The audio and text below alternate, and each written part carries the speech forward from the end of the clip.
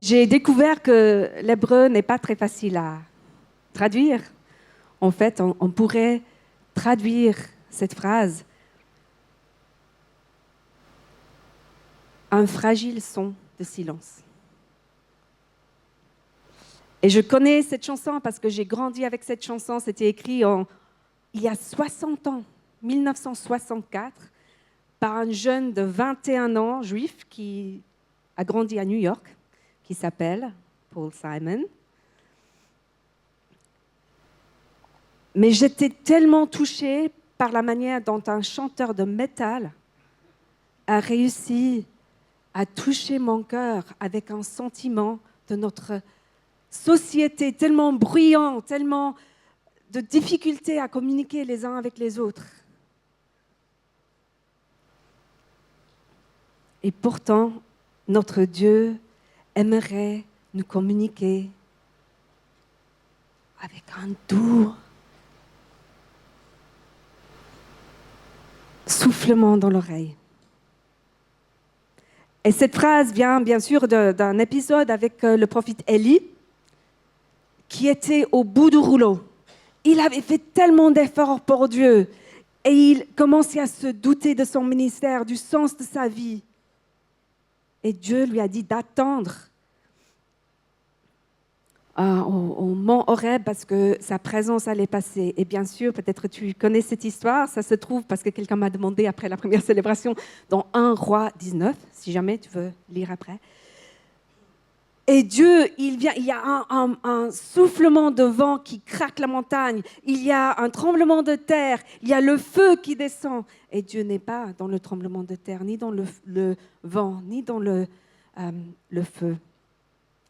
Et quand Élie vient sortir de la grotte où il se cachait, après tout ce calme, Dieu vient lui poser une question. Dans le silence. Qu'est-ce que tu fais là, Élie?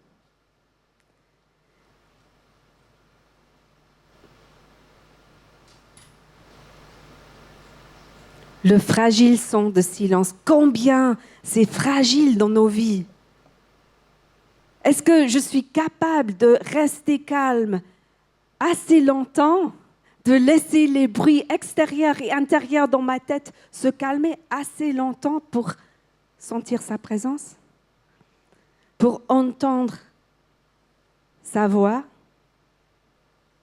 Ou est-ce que je suis tellement occupée à, louer mon Dieu en néant qui se trouve dans ma poche, avec toutes les informations et désinformations possibles, à toute heure de la journée et de la nuit?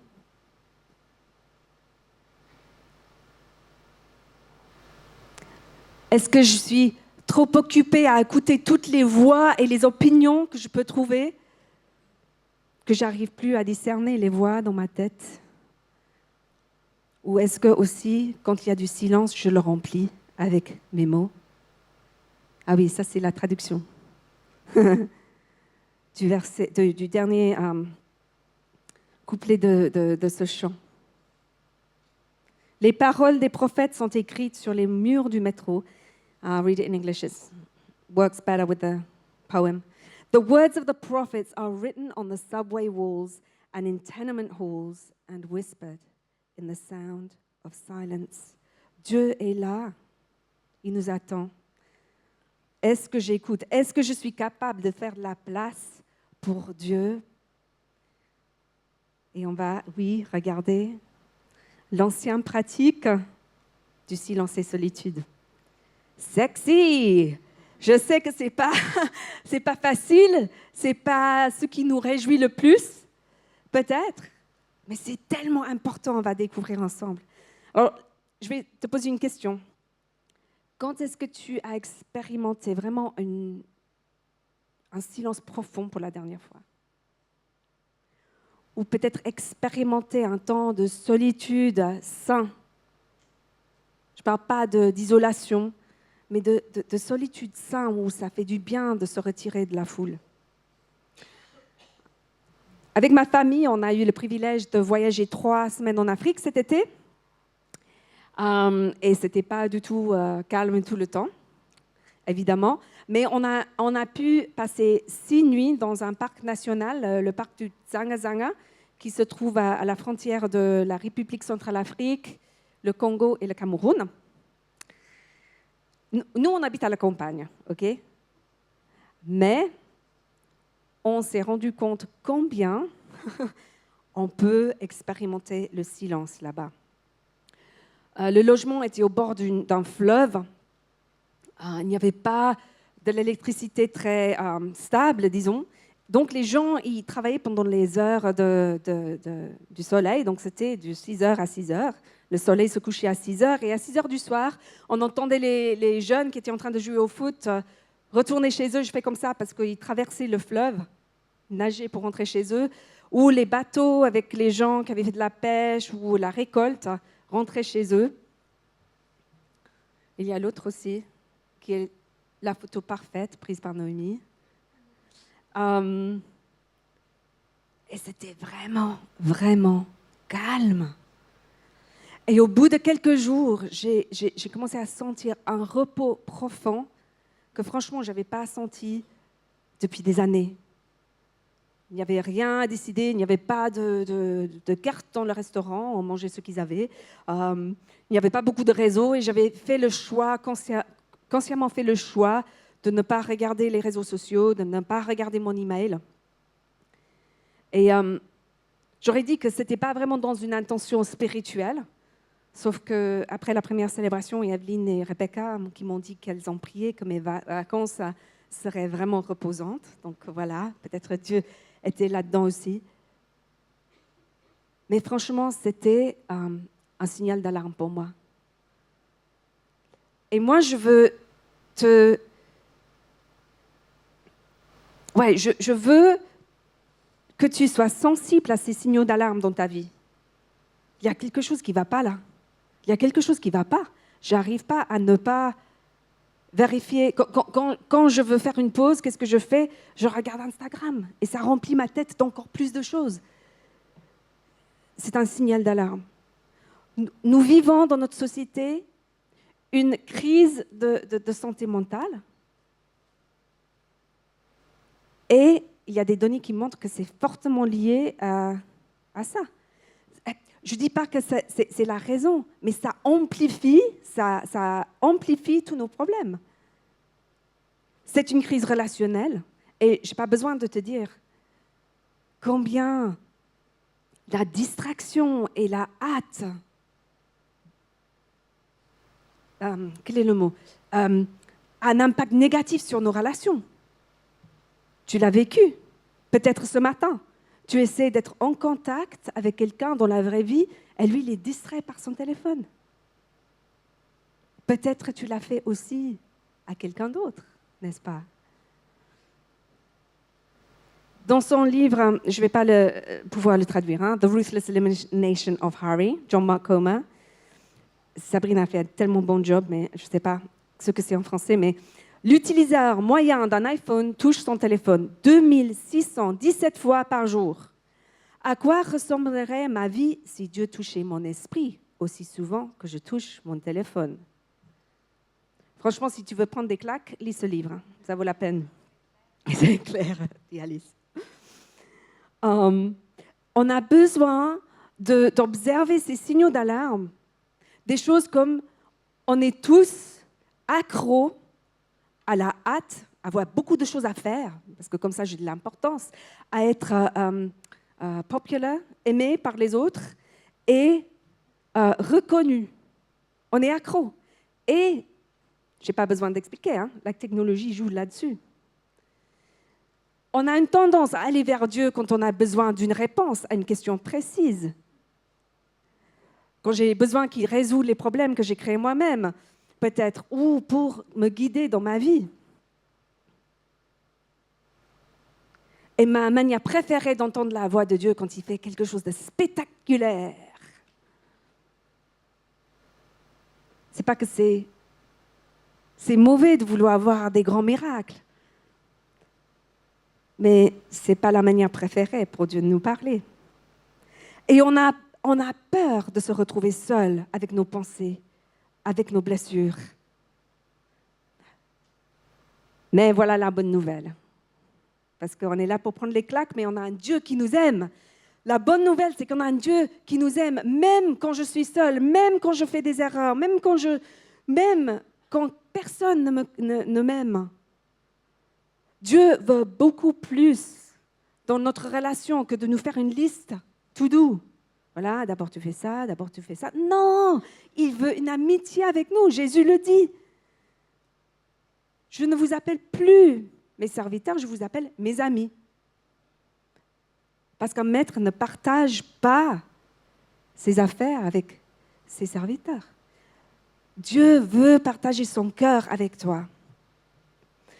La manière préférée pour Dieu de parler, c'est un soufflement dans l'oreille. Oui, on voit plein de trucs incroyables. Oui, il a écrit sur un mur, mais c'est parce que c'était une crise et les gens ne l'entendaient pas. Avec toi, il veut juste passer du temps avec toi et souffler dans ton oreille. C'est comme ça que les grands hommes et femmes de Dieu ont entendu la voix de Dieu le plus souvent. Moïse a parlé à Dieu face à face. David a rencontré Dieu tellement de fois dans le lieu secret. Ça faisait des tournements,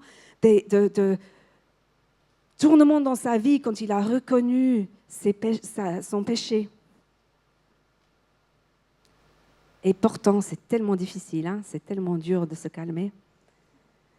Richard Foster, l'auteur chrétien d'un livre, c'était le John Mark Comer des années 80, ok? 80 pour les Genevois. Il a écrit ceci. L'une des raisons pour lesquelles nous avons du mal à supporter le silence est que nous nous sentons tellement impuissants. Nous sommes tellement habitués à nous appuyer sur les mots pour gérer et contrôler les autres. Si nous nous taisons, qui prendra le contrôle? Dieu prendra le contrôle. Mais nous ne laisserons jamais prendre le contrôle tant que nous ne lui ferons pas confiance. Le silence est intimement lié à la confiance. C'est une question de confiance. C'est une question d'abandon. Est-ce que je suis prête à arrêter de sauver le monde et résoudre mes propres problèmes et venir de la présence de Dieu et juste souffler? Alors j'ai une invitation pour toi ce matin et c'est l'invitation de Jésus. En Matthieu 11.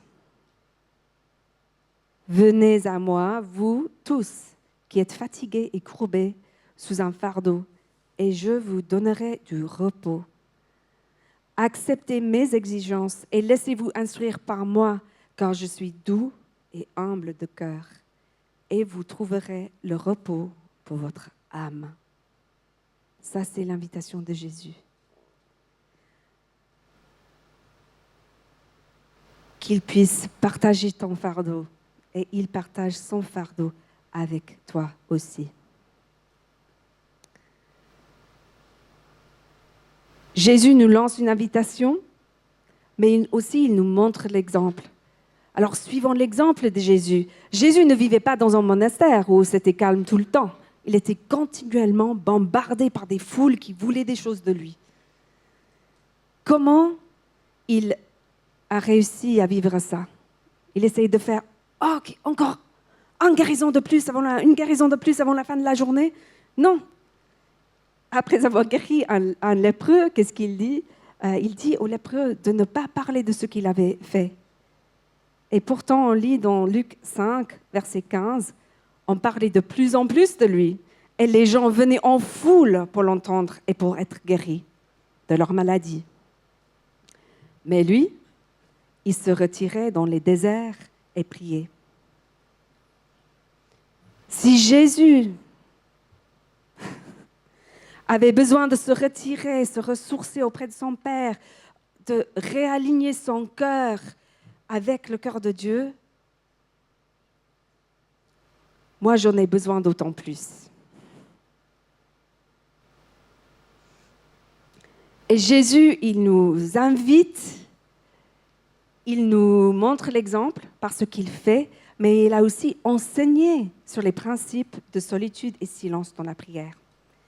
On va lire ensemble Matthieu 6, versets 6 à 8, et puis on va regarder les principes de silence et solitude qui se retrouvent dans ces versets.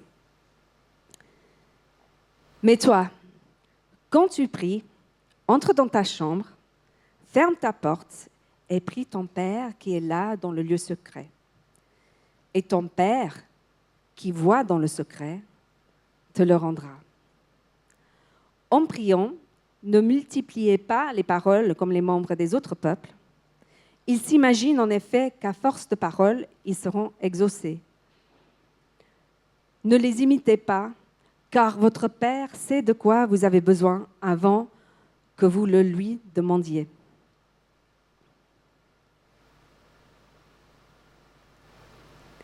Cinq fondements pour vivre ce silence et solitude dans la prière. Numéro 1. Jésus a dit « quand tu pries ». Parce que dans la culture juive de l'époque, c'était normal d'avoir des moments précis dans la journée où tu priais. Donc, si toi, tu n'as pas encore une habitude régulière de prière privée, le meilleur temps pour commencer, c'est aujourd'hui. Ça fait la différence. Moi, pendant longtemps, je ne suis pas très matinale. Et quand j'étais à l'Uni, on disait toujours, oui, il faut faire ça le matin, etc. J'étais, non, mais je n'arrive pas le matin. J'ai renoncé. Parce que franchement, la journée est différente quand je le fais le matin. Je ne me lève pas à 5 heures avant la famille, non, ça. Ils ne seront pas contents si je fais ça, parce que vraiment, ça ne marche pas pour moi. Mais moi, j'ai la possibilité, quand eux, ils partent, je prends mon temps avec Dieu. Fais ce qui marche pour toi, mais s'il te plaît, si tu ne fais pas ça tous les jours, maintenant, ça change la vie. Numéro 2, entre dans ta chambre. Ça, c'est à propos de trouver un endroit où tu peux être seul et ne pas déranger. Et si tu es en train de te dire, mais je n'ai pas une chambre à moi dans laquelle je peux aller, ben, probablement Jésus non plus, parce qu'il était itinéraire. Et donc, deviens créatif. Enferme-toi dans la salle de bain. J'en sais rien. Va dans la forêt. Trouve un banc sur le chemin vers l'école ou vers le travail pour te poser. Trouve un moment où tu ne seras pas dérangé. Si tu as besoin de dire à tes colocataires que tu as besoin de 10 minutes seul, dis-le. Numéro 3, ferme ta porte. Ça, c'est à propos de laisser les distractions extérieures et intérieures à l'extérieur de l'endroit où tu pries. C'est clair? Parce que, donc moi, par exemple, je ne prie pas dans mon bureau. Pourquoi? Parce que je vois le travail, je vois les choses à faire et je n'arrive pas à me focaliser. Mais on a aussi besoin parfois d'être honnête avec nous-mêmes et laisser ce petit machin-là de l'autre côté de la porte. Je sais que beaucoup d'entre nous utilisent ça pour lire la Bible. Mais si ça te distrait et tu te retrouves en train de faire plein de trucs, c'est le moment de wiki, ça ne marche pas. OK? Cédric rigole. Mais aussi, quand tu te calmes, tu vas trouver que les distractions ne se trouvent pas uniquement dans le monde extérieur. Ça se trouve aussi dans ta tête. Et un peu plus tard, je vais te donner quelques astuces pour apprendre à refocaliser tes pensées sur Dieu.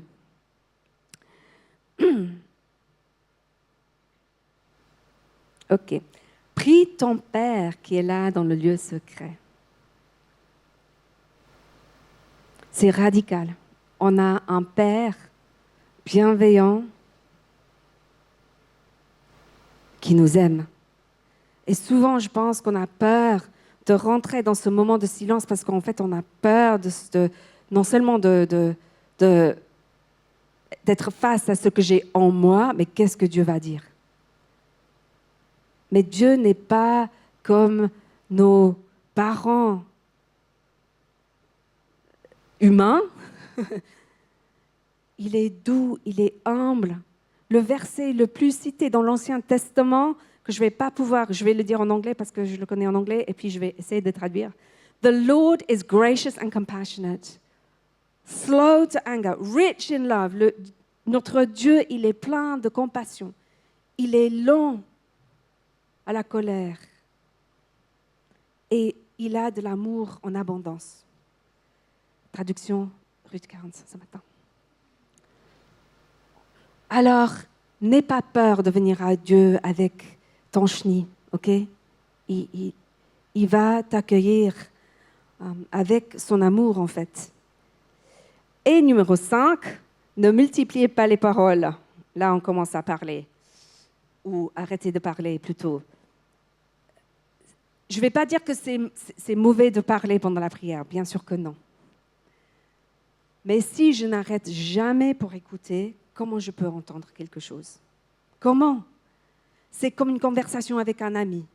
J'ai besoin parfois d'arrêter et d'attendre. Et c'est un apprentissage. On doit apprendre à arrêter de parler et rester en silence. Et tu seras surpris, parce qu'il y a des bénéfices de ça. Ok? Je vais faire rapidement, mais j'ai noté 5 bénéfices du silence. Le premier, c'est le repos. Tu donnes du repos à ton cerveau. As-tu remarqué combien tu as des idées quand tu es sous la douche ou quand tu marches dans la nature? C'est parce que tu arrêtes d'essayer de trouver la solution. Ça te donne du repos. Et quand moi, j'abandonne, j'arrête d'essayer de résoudre tous les problèmes de l'univers, je donne de la place pour Dieu de le faire.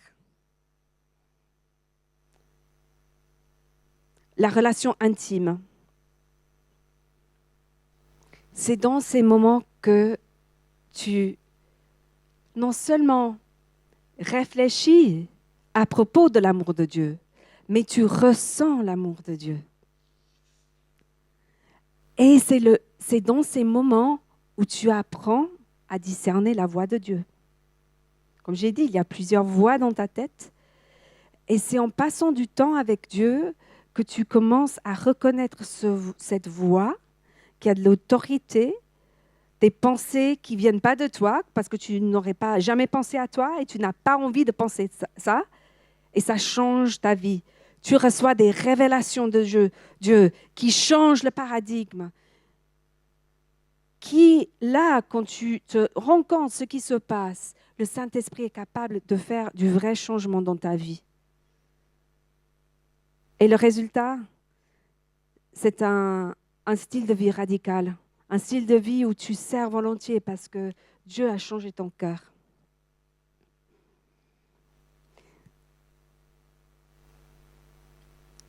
Je vais donner un exemple de ma vie et je pourrais en donner plusieurs, mais j'essaie de trouver quelque chose qui est assez clair parce que comme tu découvriras dans ce chemin de l'écoute de Dieu, et on est tous en chemin, parfois les choses, tu essaies d'expliquer à quelqu'un d'autre et pour eux c'est « Hein? J'ai rien compris ». Mais pour toi, c'est comme si Dieu a posé quelque chose sur ton cœur là où tu en avais besoin. Mais là, il y a plusieurs années, certains d'entre vous m'ont jamais connue à l'époque. Je travaillais à l'église, en fait, à ICF Genève, en tant que pasteur. Et j'avais quitté une carrière dans le monde des affaires, dans une grande entreprise, pour faire ce pas. Et ce n'était pas un petit pas pour moi. J'ai dû renoncer à beaucoup de choses pour ça. Et j'ai fait beaucoup d'écoute par rapport à ça. Et donc, quand je suis venue au moment où je sentais de nouveau que c'était le moment de démissionner, en fait, d'arrêter ce travail payé par l'Église, c'était un peu remuant, disons, pour moi. Et on était en Corée, Daniel avait une conférence, et puis on était là-bas avec Noémie, qui avait, je ne sais pas quel âge, 2 ans, 18 mois, je pense. Et j'ai dû attendre sa sieste pour passer du temps avec Dieu. J'avais pris mon journal, j'étais prête. Je savais que j'avais besoin d'avoir un cœur à cœur avec Dieu. Et pendant ce temps, j'étais là avec Dieu. Mais Dieu, je ne comprends pas. J'ai l'impression que je dois arrêter. Et pourtant, je pensais que tu m'avais appelé à être pasteur. Est-ce que j'ai mal entendu? C'était comme ça. Parfois, je dis les choses dans la prière que je regrette. Je suis un peu trop honnête et puis Dieu répond. Et puis, dans le silence qui a suivi, j'ai senti que Dieu disait, non, tu n'as pas mal entendu. Tu vas être pasteur, mais pas de la manière dont tu pensais. Et je me suis rendu compte que c'est Dieu. C'était quand même une correction de mon chemin. Parce qu'il sait, et j'ai entendu ça dans le passé, c'est ça aussi qui est génial avec Dieu quand tu fais l'effort de noter ce qu'il te dit dans ta vie, c'est qu'il te rappelle ce qu'il t'a dit auparavant. Il m'avait dit, je ne vais pas t'expliquer ce que tu vas faire dans ta vie parce que tu vas essayer de le faire. Et moi, je suis quelqu'un qui aime foncer, qui aime faire les choses. Et puis là, il était, coucou, calme-toi. Et dans ce moment, pour moi, c'était un moment d'abandon où j'ai dû renoncer à ça et dire, ouais, c'est le moment de lâcher ça et aller de l'avant. Dieu a autre chose pour moi et de lui faire confiance. Et en fait, je trouve que c'est incroyable. Moi, je l'ai vécu comme ça. Je ne sais pas comment Adri l'a vécu. Mais je pense que si je n'avais pas fait ça, je n'aurais jamais commencé les Hope Sunday et tout ce qui a... Il y avait d'autres choses que Dieu m'avait parlé à l'époque par rapport à ça, mais c'est vraiment venu de là. J'ai pu lâcher quelque chose que je tenais assez fort et puis il a pu me donner autre chose. J'ai essayé d'expliquer que c'est dans ces moments de solitude avec Dieu, quand il souffle dans ton oreille et puis il te rappelle combien il t'aime, à quoi il t'a appelé, que tu vas vivre les plus beaux miracles de ta vie. Alors, c'est très bien, Ruth, mais comment je le fais? Alors, on va le faire tout à l'heure, ensemble. La bande va venir et puis on va chanter. Tu peux chanter, tu peux aussi écouter. Et puis après, ils vont arrêter de jouer et on va avoir 2 minutes de silence total. Voici quelques conseils pour quand tu rentres à la maison, mais aussi pour ce moment-là. Le premier point, c'est commence là où tu es. Donc, vraiment, si ça te touche ce matin, pose-toi la question, comment je peux faire un prochain pas dans l'écoute de Dieu dans ma vie quotidienne et mets quelque chose en pratique. Sois radical à l'égard des distractions externes et internes. Sois radical. Laisse le signal d'alarme sonner sur ce qui te distrait. Moi, j'ai décidé, suite à mes vacances en Afrique, j'ai enlevé les réseaux sociaux de la première page de mon téléphone. Pour juste me donner le réflexe, si je vais vers mon téléphone, non, je dois faire un swipe et donc je ne le fais pas. Sois radical. Ça semble petit, mais tu vas sentir ces moments. Sois présent physiquement. Donc maintenant, on va rentrer dans un moment de louange et de prière. Si tu te sens glisser sur ces coussins et tu as envie de te mettre par terre, sois la bienvenue. Si tu as besoin de te prosterner ou te mettre debout, de lever tes mains, on s'exprime avec le corps. Dieu nous a donné un corps pour s'exprimer. Et c'est une astuce aussi parce que les psychologues vont te dire que quand tes pensées t'égarent, si tu t'ancres dans qu'est-ce qui se passe dans ton corps, tu peux même toucher les doigts de tes doigts ensemble, ça va te faire ramener au présent. OK? Et sois présent mentalement. Ça veut dire que quand les pensées viennent sur que fait mon voisin, il fait un bruit, ou qu'est-ce que je vais manger ce soir, juste donne ça à Dieu et reviens à lui.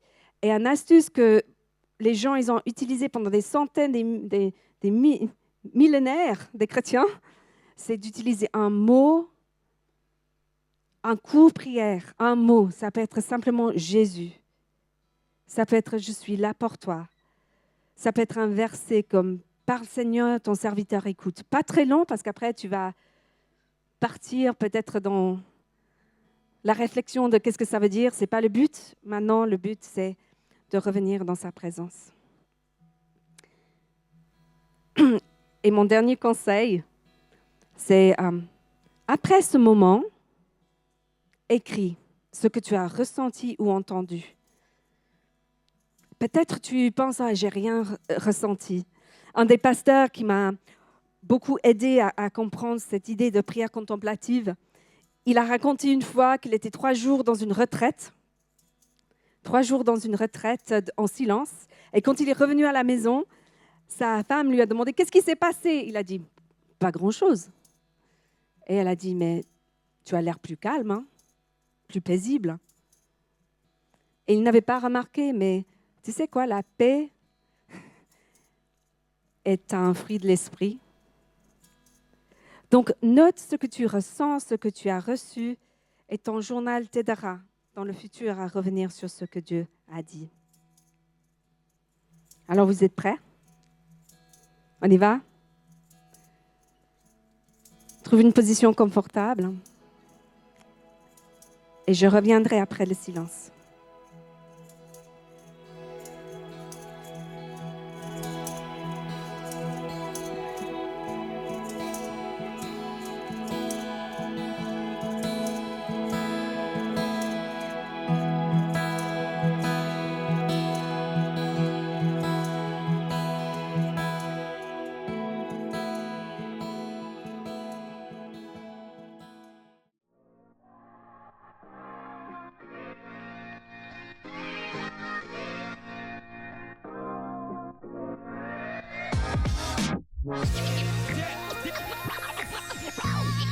Yeah.